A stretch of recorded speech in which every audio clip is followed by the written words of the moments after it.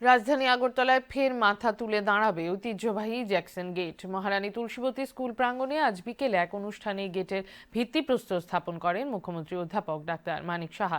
এই গেটটি পুনর্নির্মাণে ব্যয় ধরা হয়েছে 1,01,47,000 টাকা।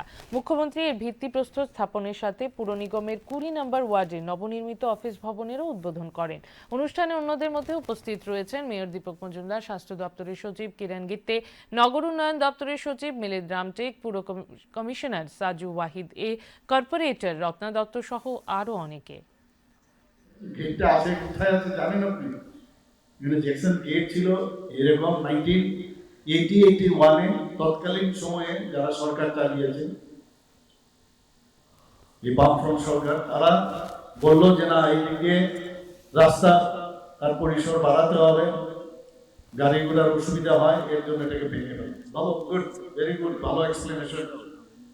যদি ভাঙে, আসলে তো মহারাজাদের অস্তিত্বই রাখতে চায় না। ওদের মেইন উদ্দেশ্য আজকে আমরা মহারাজাদের অস্তিত্ব আমরা রাখছি।